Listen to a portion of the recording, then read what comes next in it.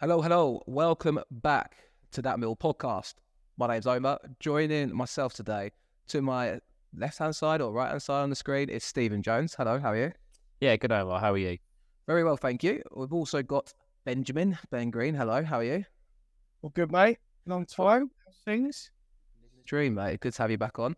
And we've also got Mr. Dan Sexton. I feel like I've gone all your last names there, boys, but we're going to do it. Docs you all. Hello, Dan. How are you? Evening, mate. I'm good. How are you? Not too bad. I'm quite excited to do this show with you three tonight because we're going to be answering some predictions and some questions that I've posed to you guys just 5 minutes ago before recording. It'll be your generic prediction questions of what stock position we'll finish the season, for example. And then we'll have a couple of outlandish, different questions, such as will Gary Rowett be the Mill manager at the end of the season? So if you're here for a good time, this is the right show for you. We'll go straight into it. I mean, sod it. We'll go straight to the big dog one there. What position, Stephen, will Mill finish this season and why? Off you go, mate. I'm going to flip it round and say to you, Omar, what position are Millwall going to finish this season and why? Well, I already know what you boys are not going to say it, so I'm going to go for it.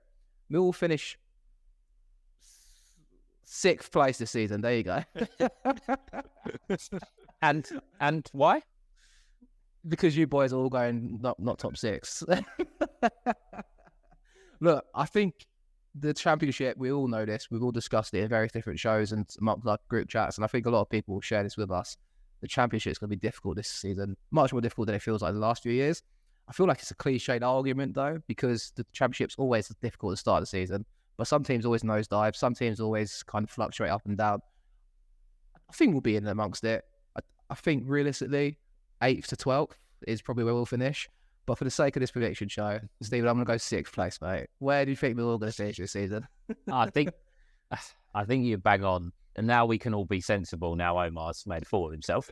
I think I've put on our little game that we've got, obviously, internally, I've put 9th. I think in recent years, it's always been a case of the defence will see us through, we'll get some clean sheets, and we'll earn points on the road by being hard to beat. And, looking to nick 1-0. I think this year it's going to be different. I think we're going to score quite a few more goals than what we might be used to. However, at the back, it might be harder to keep them out. And I think that'll ultimately cost us perhaps a top 6. Maybe challenging just in and around Christmas, but I think possibly miss out again and a 9th place finish for me. I'll take 9th, I'll be honest. I really would take 9th at this time of the season. Dan, they're hard to predict this time of the year because there's still the transfer window open for another month. But what have you gone for, pal? And what's your reason behind it as well? I've also gone for 9th. I do think we'll fall just short again. I just feel like Gary Rowett is never destined to make the playoffs for Millwall because it should have happened by now, and it hasn't. So I don't think he's ever going to do it. I think we'll fall just short again this season. In my head, I'm going off the assumption we're going to sign a goalkeeper, which is what the lines came out on Tuesday morning from Rich Cooley. Doesn't think we're going to sign a centre-half, which does send alarm bells ringing to me. If he came out and said, I think the club are going to sign a centre-half and a goalkeeper, I might have put us up a couple more positions, but I can't see us being any higher than 9th, not with that back three. Just to steer it off topic, just quickly, Dan, how did you feel earlier when you saw Charlie Quezwa sign a new deal at Leeds United for 4 years? I was gutted, but I wasn't exactly surprised. To be honest, I was shocked they didn't recall him halfway through the season. I know he wasn't doing great, but Leeds just defensively were absolutely hopeless to watch last season. Not Millwall related, but like they had Luke Ayling playing at right back, and then they had Cody Drammer out on loan at Luton, which was just mind-boggling to me. So, yeah, I was gutted to see him sign a new contract, but wasn't surprised really. Brings an end to that whole hope more than anything else. But yeah, Ben, how about yourself? What position will Mill finish this season? We've got 6th, 9th, and It's not going to get any better from me, lads. I'm saying 12th, and based on all the reasons we've just said, really, I think the championship this year is as hard as it's been in a few years, not even the last couple. I think the 3 that have come down from the Premier League are better than the 3 that came down last year. And I think the 3 that are coming up, was it the records point tally for Plymouth and Ipswich and Sheffield Wednesday were tearing away with the league for pretty much 3/4 of the year. So I think them 3 are going to be strong. I did say last year that I think Coops and Hutch were probably one of the best centre-back pairings in the league and would get in most sides. And I now just think that having the injuries that Hutch has had last year, all the contract talk with Coops, I feel like we're just at a bit of a natural cycle with a couple of players. And with the news, it doesn't look like we're going to be after any centre-halves. It does worry me slightly because I think, again, we're probably going to be looking at playing 3 at the back. I just think, as I say, the quality of the teams that are going to be coming up and coming down, and us not strengthening in key areas, or to us key areas, and certainly a keeper, as we've already mentioned, I think we're going to be 12th. So I'm happy I went for 6th now because, I mean, it's delusional. I have to agree with all the points made, and let's be honest, it's going to be a tough season. But I think under the current manager we've got, we'll compete in games more than we will not. And I think that carries some weight in the Championship. You've got teams that will blitz the league. You've got teams that will nosedive and underachieve. But you've got us that will always be in amongst it. And I think there's some value in that. I mean, Stephen, I don't know if you agree with me on that one, but I think, we won't lose games. I mean, it's good age very well, but we won't lose games 5 or 6-0. Under previous managers, we might have done. Holloway comes to mind. We was reminiscing about, back in the day, Holloway. I remember going as well on a Tuesday night. We got them on Saturday, for example. But under Rowett, it doesn't feel like we'll get battered by teams often. No, I think the thing that Rowett, is mentality, isn't it? That's the one thing I think he's brought to Millwall, that when he is no longer with us, I think that's the one thing that we're going to have to perhaps persist with when we moving forward as a club. The mentality was always, we're underdogs, we're fighting, punching above our weight. And these were all typical Harris comments. And to a certain extent, other managers, would probably look at us in that category. But Rowett come in and completely changed the mindset. He gave the fans hope that we can turn ourselves from a team towards the bottom of the league to a team that's competing for the top 6. And he has shown that we can do it. So I think mentality goes a long way, and that ties into what you said. I think the players don't believe that they're, bottom of the league fodder. They believe they belong here, and that goes a long way in games where you don't get battered. Again, could age very well on Saturday, but I don't think it will, and I don't think it will many times in the season. If we get battered, so I don't know if I'll be able to do a show on Sunday. Say it that way. Right, come on, we'll go on to the next one. How many games will Mill win at home this season? I'll give you context because I'll help you guys a little bit here. Last season, we won 11 at home, 6 draws and 6 defeats. Ben, coming to you first, mate. How many games will Mill win at home this season going into 2023-24? I'm going to say an improvement on last year and say 13. And I think just basing that slightly on, there was a couple of results that stick out to me that we definitely should have won. Huddersfield, Birmingham, we played well and didn't manage to beat them. And Hull. Those 3 games stick out to me at the back end of last year, or mid to back end of last year, that we certainly should have picked up on. I think there there always is that view of us having really strong home form. I'm going to say we're going to improve on it, and I'm going to say 13 wins.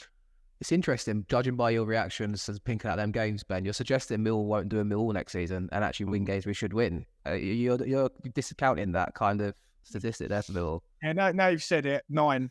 I mean, we will chuck in a couple. I mean, we just replaced them results this year with Plymouth, Rotherham, and someone else is probably struggling at that time, QPR or someone. So, we will chuck in a couple of dodgy ones without doubt. I think if we win 30 games, Dan, I think we're probably going to be right in amongst it. I mean, I like Ben's prediction. Maybe away from home we'll struggle more. Who knows? To get his 12th place finish. But what's your number, Dan? I'm gonna up Ben slightly. I'm gonna go 14.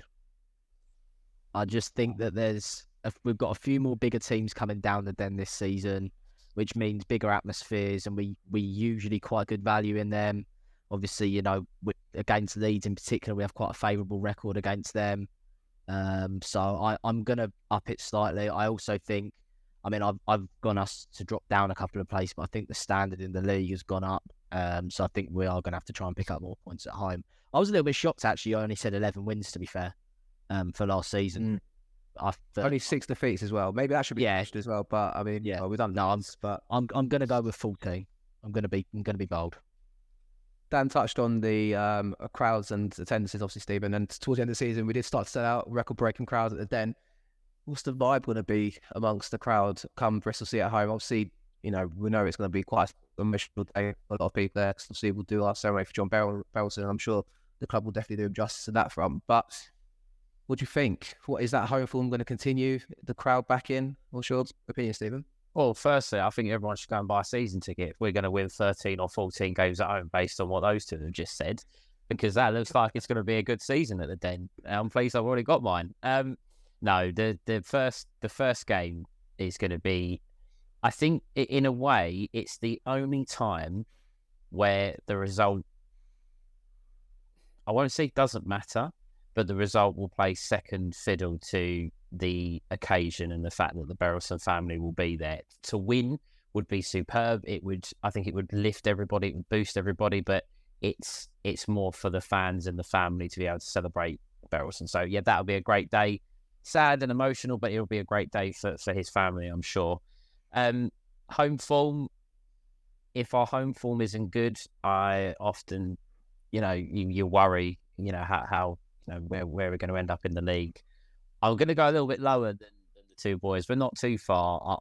I would probably say, I think, around the same. I'll probably stick with 11 wins. What I think you might find this year, though, is similar to what Ben said. There was games that we lost that we probably shouldn't have. I would expect us to not maybe lose as many and turn those perhaps into draws, pick up a few more points. But the home form is absolutely crucial, as most teams say it, but for us it really, really is, because we do tend to struggle, especially early away from home. Nice, I like it. I'm going to go 12. I think we're going to go one better in and amongst it. I think we've got a good little variation there, obviously, from us. I think the element of the crowd selling out of the Den, big games as well. The first 3 home games, Bristol City at home, Stoke at home, and then Leeds at home. If it was 3 wins and 3 at home after those 3 games, you feel like the form carries itself at home. And I think it's important to get off to a winning start, and at home, hopefully we do it, but we'll have to wait and see. How many games will we win away from home is what I've also gone for here, guys. And context again, do you want it, or do you already know? It was 8 wins away from home last season. So I'll go first. I think we'll win 6 away from home. A bit of a decrease. I do see us regressing a bit this season because of the competitive nature of the league.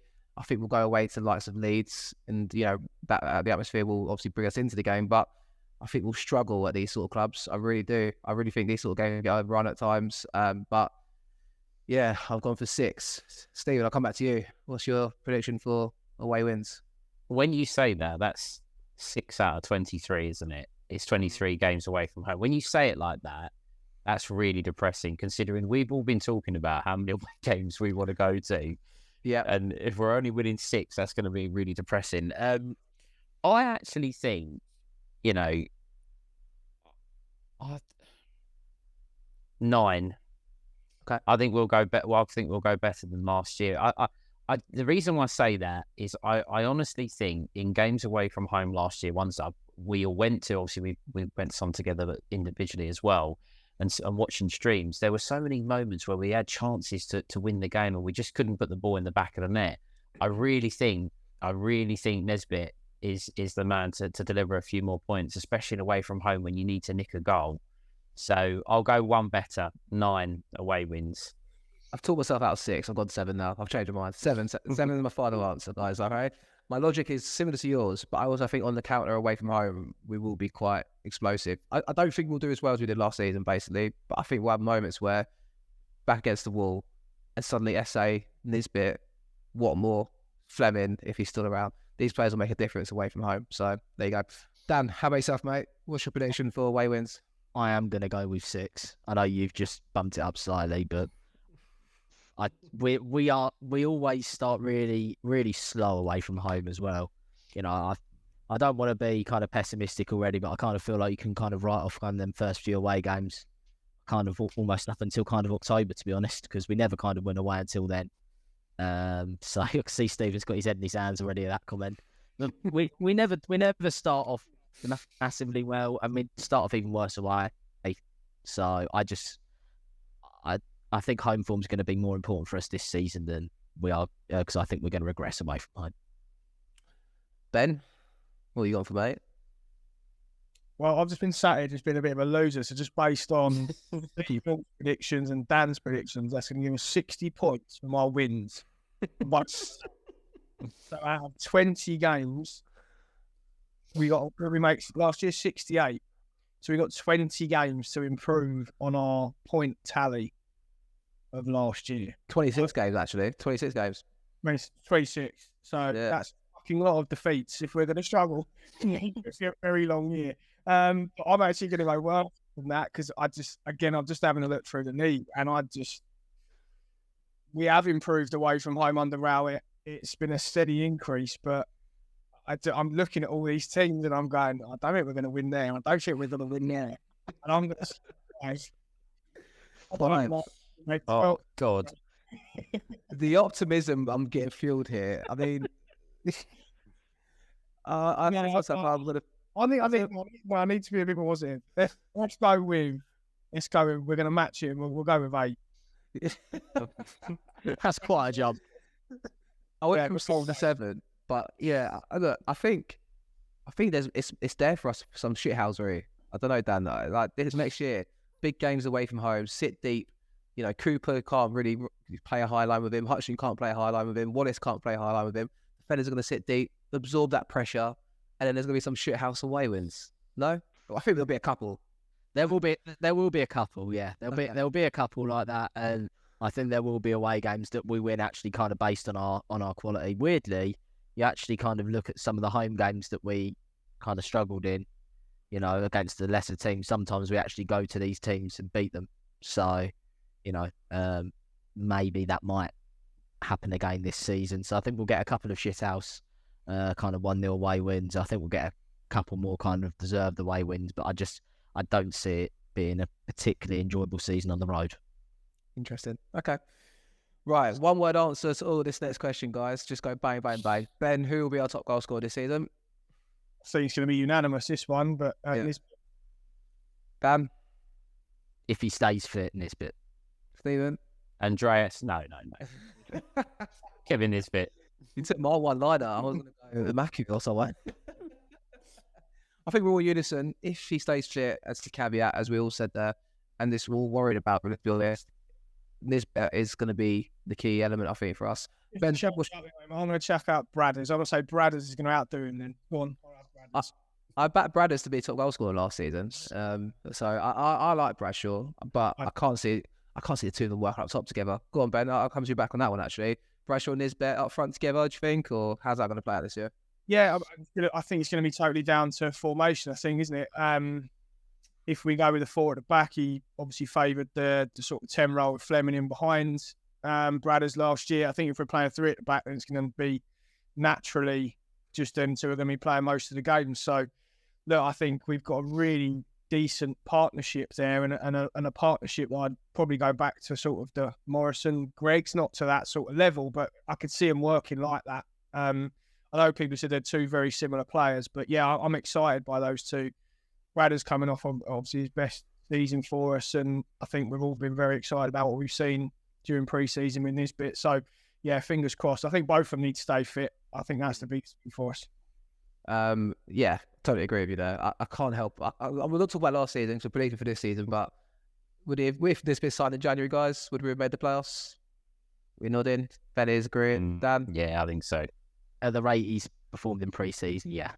Okay, well, that's the last time I mentioned last season, I promise. Who will be our top assister? I'm going to go first on this one, and I'm going to put a name out to the mix, and I don't know if you guys will have it too. I'm going to go Joe Bryan as a top assist this season. 2 nods from Ben and Dan, so for that reason, I'm going to go to you. No, so from Ben and Stephen, I'm going to come to you, Dan. Who you got for the top assist? I do think Bryan is going to be kind of up and around there, but I just want to be kind of a bit different, so I might get this might be an absolute howler come the end of the season, but I'm going to go for Billy Mitchell. Interesting. Wow. Okay. I just think the way, you kind of look at that assist he got in the Charlton game, the way he kind of brought the ball quite far forward and then managed to get that pass, like a brilliant pass, cutting the lines in behind. Hopefully we can see that a bit more from him this season, because I feel like he's a very steady player and he kind of needs to add that a bit more to his game. I'm hoping this might be the year he does it. So, and as well, I just want to be different. I do think Bryan's going to get a lot of assists, and obviously, you'd have to say as well, whoever's going to take our set pieces, whoever that is, depending on who's on the pitch, will probably get a lot of assists as well. I haven't seen him take any pre-season for the 2 games I watched, but I thought Joe Bryan would be on the set pieces personally. I don't know if that's something we'll keep him close to our chest, but go on, Ben. Well, that's why I went for him. So sticks out to me. Obviously, the free kick he scored in the playoff final for Fulham, and who took their set pieces. So I wasn't really banking on him whipping so many crosses into our 5'4" strikers that we've got. So I was going on the set pieces for Bryan. Yeah, I agree. Stephen, you've gone for Bryan as well, I take it, right? Yeah, again, similar to what I said earlier, the game that we're playing in the group, Bryan, I think, is going to be up there. But one, not to be different, but I think who'll push Bryan close is Duncan Watmore.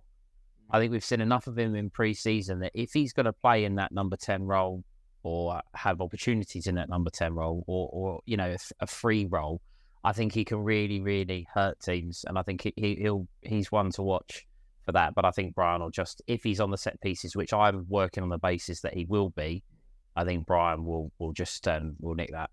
I'm going to throw a wild card in for Romain Esse as well. I've got this image of Esse getting to the byline a lot, squaring balls back into the box, and it's better. Bradshaw get on the end of it. I could feel that one happening. Potentially even Fleming get on the end of it if he sticks around. But yeah, okay. So there's our prediction for assists. Who will get the most bookings and red cards? So best measurement for 1. So just physically get shown the cards, count it into 1. A bit like if you do a bet, you can bet on the booking points. Who's going to get the most bookings and red cards this year? I'll come to you first, Ben. I know he's out for a little bit of the season, but I'm just going to go with Honeyman being my most booked player. I just think he loves riding around like a waffle, isn't he? On the way with Honeyman, I actually really like Honeyman, but yeah, I'm going to go with him. Red cards, we were chatting about this, weren't we, before we went live. We haven't had one for a while, so I'm going to go with Danny Mack. Leave him alone. I'm going to go with Casper De Norre. I think the pace of the game might catch him out a couple of times. The pre-season is similar as well. I think he'll win some of the fans over for his tackles because Mill fans love seeing a midfielder tackle the ball and tackle the man in the process as well. But my suggestion is Casper De Norre for yellows, and it's the same for red cards as well, actually. Dan, you nodded when I said that. I think Casper for the red cards. I just think he might be one of them, particularly early on, where he wants to make a good impression, and he doesn't look like the type of guy that's going to kind of shy away from these tackles. So I think he's going to be the red cards. Yellow cards, I think it's Murray Wallace. He liked a yellow card, and it looks like he definitely isn't getting any quicker. Let alone the fact that he's covering defenders could be kind of Cooper or Hutchinson. So I feel like he's going to be wanting to take a fair few tactical yellow cards. God, the optimism coming from that corner there is honestly a whirlwind.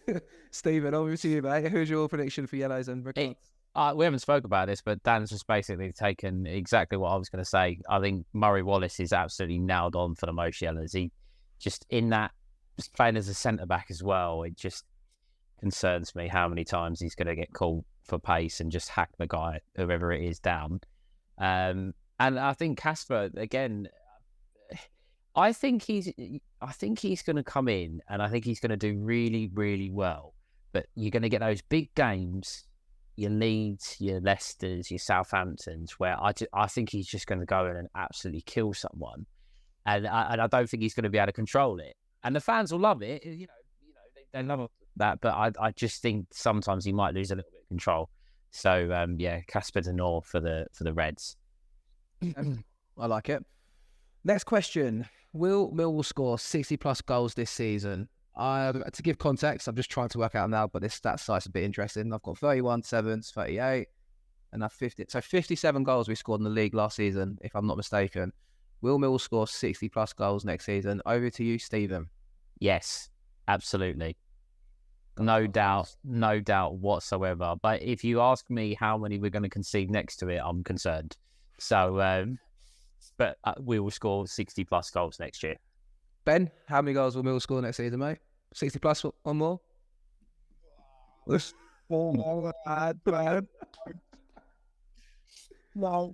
No. Okay. Dan, 60+? Yeah. I think we will, because we all said Nisbet probably would have been the difference maker. If we got so close to 60 last season without him, given these goals he's going to add, I think we will get there. I'm going to go 60 plus 12. I think we're going to end up losing games or drawing games 2-2 and 3-2. And it's not the Rowett style. I'm aware of that. But the firepower in that league that season is going to be a culture shock, I think, for us, to be honest. But I think we'll rise to it. And we've all discussed that defence. I'm a bit worried about it, but I'm going to try to be positive at the same time. Next question is clean sheets. Just bring more positivity to the chat as we stand. How many clean sheets will we keep next season, Stephen? Oh, why would you go to me first? Anyone watching this video is just going to think, Christ, Millwall are going to be terrible. Non-Millwall fans are going to just think, right, bet on them to get relegated. Options are going down. It's just going for the minutes. Going down. I'm watching that show again. Right. We kept 15. We kept 15. We kept 15 last season. Just so you know. Have you got? Have you got a split between Long and Bart at all? Is there one? Could we? Right. I don't recall Bart keeping. Long had 12. I really don't. Other than Rotherham, to be honest, Ben's obviously said he got 3, but other than the Rotherham game on New Year's Day, I actually don't remember Bart keeping a clean sheet. If George Long is our goalkeeper, I don't think we're going to keep many clean sheets. He got 12. I think if we don't sign a goalkeeper, Long's going to play the majority of the season. I think that's a fair assumption because it's quite clear that Rowett doesn't fancy Bart in, playing out from the back, etc. So our 46 games, I'll go with 7. Oh, we're gonna what? How many points did he say we're gonna get Ben over the course of the back season? 8. 11 it was 11 at home and 9 away from 60. I like it. 20 wins. Listen, 8. I love it. In the year that when I think Liverpool come close to winning the league, their mantra was we're just going to outscore the opposition. That's what we're doing this year. That's what the plan is. That's it. I mean, if we're not signing any more centre backs, Old song of the Den just been put in. Just get Vindaloo on after every goal. I would love Vindaloo after a goal. I think it's amazing. No. Ben, over to you, mate. How many clean sheets are we going to get this year? We've got 7 from Steven so far. Yeah, do you know what? I know I said we're going to finish 12. I just think we're going to struggle to win as many games as we did last year. I'm going to go the same number. I'm going to say Longy is going to keep 12 again this year. Okay. Do you think we'll sign a new goalkeeper, Ben? Come back to that one. I don't think we will. I just think... Yeah, we're just going to... It's going to have to be better than George Long, which I know everyone's going to be going, well, that's difficult, isn't it? We signing anyone to be better than George Long. But I just think Rowett will probably look at it and try and spend money elsewhere or get a loan in for elsewhere on the pitch. So I don't think we will get a keeper in. You got any gloves, Ben?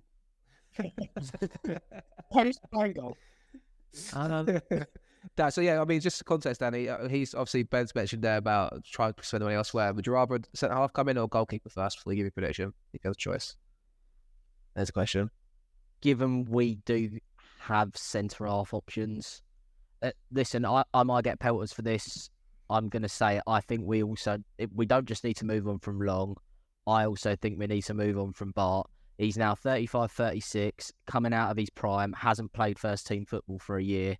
Rowett clearly doesn't fancy him for whatever reason. I love the bloke. I think he was a brilliant player for us, but I think we need to be looking to get a new goalkeeper in, and ideally someone a little bit younger who could be here for kind of 5 to 10 years. So that's my opinion on that. How many clean sheets, mate? I'll go in the middle of these two, with leading slightly more ambitiously of 10. Okay. Can I say, though, before, if we sign another goalkeeper, my number would go up. Mine is based on George Long being the number 1 for the season. So I'm going to say we're going to sign a goalkeeper and we're going to get 15 clean sheets. We're going to get the same as last season, which I'd be very happy with. On Longies as well, Omer. So, he played 36 games according to Transfer Market, which is 33% in terms of clean sheets. I think that's a fairly high percentage considering how useless we all think he is. No, I'm just getting serious, right? I think that's quite a high percentage. I think recency bias comes to mind because obviously how poorly he was in that Blackburn game. And this is the problem I've got with it as well, because I think that crowd, if we have the sellout games we're going to hopefully have at the start of the season as well, they're going to get on that goalkeeper's back so quickly. Even the friendly games, I felt it. There's only 2,000 fans there. I felt it. He's got a single mistake in him early in the season. Otherwise, he's going to get absolutely destroyed. And he's not the character to give it some either. I think he'll melt. I think he'll melt under the pressure. I really do think that. Go on, Dan. I don't know if anyone did watch the England Women's World Cup game earlier, but for England's 6th goal, the China impression did the best George Long impression I've ever seen. It was. I'm sure we've all seen the clip from Fortuna Sittard. It was a carbon copy of that, except fortunately the England player was able to put it in the back of the net, which in the Championship this season, if Long does that, he will be picking the ball out of the back of his net. I saw someone say the other day he got rounded by the keeper. I mean, rounded by the player. No, the ball bounced over him against Fortuna Sittard. He just misjudged it completely. I feel for him, but I can't see him rising to it. Go on, Ben, you're going to come in. I was going to chuck out some Jules on positivity because I was a fan, probably longest out of the chat than anyone else, and I did give him the benefit of doubt for most of the time. He has put in a couple of decent performances for us. The Sheffield United game sticks to mind. He made a few unbelievable saves. So, look, let's get some sort of behind him, some way, shape, or form, just help him a little bit. Yeah, but Ben, I'm sorry. I'm gonna bring us back down to earth here. I know, I'm sorry, but I'm gonna let the James Ward-Prowse at this point in time is still a Southampton player. How many times is he going to shoot from outside the box when we play him in both games at this point? But so put it this way, Betfair have cancelled the market. Betfair have cancelled the market for over 105 shots in that game from Southampton. I think Long lost me. I was up there with Bennett at Hull, and I think Long lost me that game for that goal he conceded, to be honest. And he didn't lose me, but I don't back him as a championship goalkeeper. But there we go. Hopefully we sign someone in and we can talk about that soon. What will be our biggest winning match score in a single game? So I'm looking for a scoreline and also who it will be against. Just a bit of fun. Complete guess. I'll come to you first, Dan. Who will be our biggest win and who will it be against? I'm gonna go final home game of the season against Plymouth. I think we're going to win that one. I'll go 4-0. I just think that they'll be up by then, so they'll come to us, probably feet on the beach. We still might have something to play for. I think we might. And if not, they'll at least want to give the fans a good send-off. So that's going to be where I think our biggest win's going to come from this season. Like it. Stephen? Well, I think we're going to give someone an absolute hammering at some point at home this year. I'm going to go 5. I can assure you, all laughing at me, we are going to give someone an absolute hiding at some point this year. And I'm going to go with Huddersfield. Right. Interesting. Ben, sorry, I just want to say he's going on the basis there Neil Warnock won't be in charge at that point. Because we know what's going to happen if Neil Warnock's in charge when he comes down the den. And he's going to be talking about afterwards. Like, man marked him coming out of the game, but I knew he's their best player. I had to man mark him out of the game. All right, Ben, I'm going to go for you, mate. I'm going to say we're going to beat Bristol City 4-0, first time game of the season. The John Barrelson effect. I think it'll be an absolute blockbuster. We're going to come out of the blocks and absolutely blitz them. Go on then, Ben. Over to you. Yeah, that'll be unbelievable, and I really hope that does happen. But I'm going to say, just we have been due to give this lot of right hiding, that Boxing Day is going to be an unbelievable one, and we're going to spank them lot from down the road 5-0. And we'll go Stevens 5 past QPR. Oh, that'll be a nice little Boxing Day treat, wouldn't that? Right. Obviously, if you are watching or listening, I will post these in the comment section and also in the show description. So please reply with your predictions as well. It'd be great to get your takes on this as well if you're listening and watching. What will be our biggest defeat, guys? Podcast. No, actually, I won't. Stephen, you can go first. Do you hate me go first? So go on. Biggest defeat, I'll go 3-0 at Southampton. Okay. Well, we've said that. I said that we won't get thrashed this year. Is 3-0 thrashing? Nah. I think if it's 4 and above, it's a thrashing. Can we agree to that one? Yeah. All right. I think we'll lose. I think we'll lose 4-2 at Ipswich. There you go. That's how we expect the season. Dan, what about yourself? 4-1 at Southampton, just because we have got some firepower this season. I think we'll score in most games, so 4-1. I just think also there'll be goals in a lot of games. I like this, guys. This is good. Ben, a bit of fun, obviously, as well. What's your prediction, mate? Yeah, I'm just looking at Leicester's squad, and I think they've still got Iniacho, Patson, Daka. It's scaring me a little bit, and I think them two running at Murray Wallace could be a sight. Don't want to go 4-1 at Leicester. There you go. Biggest defeat. Bit off topic. What's the one away day we look forward to most this season? Especially Dan. What you look forward to the most? I'm going to say Plymouth just because I'm going down there for a couple of days to see my mate staying in Cornwall. So that'll be a nice little break for myself. So just on a personal basis too. Tuesday night in Plymouth. I done the one where we won 5-2. Gregory scored 4 goals and it kicked off afterwards. I think that's why it's a Tuesday night again. Go on, Stephen. How about yourself, mate? One you look forward to the most? Probably one that most people would say, but I'm looking forward to going to Leicester. I've preemptively booked a little bit of time off because it's midweek in December, I believe. So I'll pencil that one in. I'm looking forward to going there. I'm going to go Leeds away. I can't believe no one's gone Leeds. I can't wait to go back to Leeds. Absolute blockbuster on the way day. I can't wait for that real atmosphere up there from both sides, and we'll see what happens. Right, next question. Who will be the fans' player of the season? Go on, Ben. Over to you, mate. It seems you just whacked at me in that one. My hero, Billy Mitchell. I think he'll be fans player of the season, and I think he'll win player of the season as well. Excellent. I agree with you. Mine's Billy Mitchell as well. Dan? I do think Billy Mitchell. That I want to say something different, so I might go with Jake Cooper just because if he's having to put up with Murray Wallace and Sean Hutchinson either side of him every week, then I think he probably deserves a sympathy vote at least. Right. The positivity from Dan today, by the way. I'll keep this in mind. Stephen, who's your fans? Who's going to be the player of the season? I would like to be different, but I don't think I can be. I think Billy Mitchell. I think he'd have won it last year, hands down, and he'd not be injured, and I think he's just going to be even better this year. So I don't see anything different there. Absolute clean slate. Who's going to win Young Player of the Season, then, Stephen? Well, funny enough, Ben texted me earlier because we were talking about this, and we don't know if a Young Player of the Year can actually win it like back to back.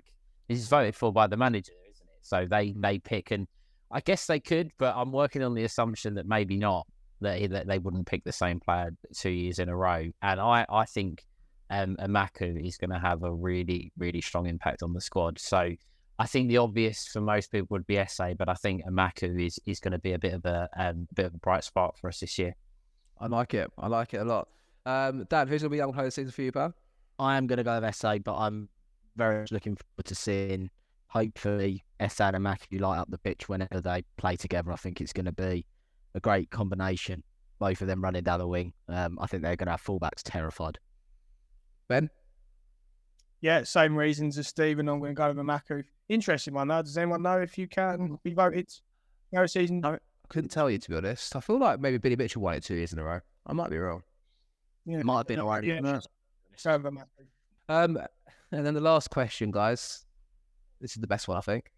Will Gary Rowett still be Millwall manager at the end of the season? Over to you, Ben. First, please.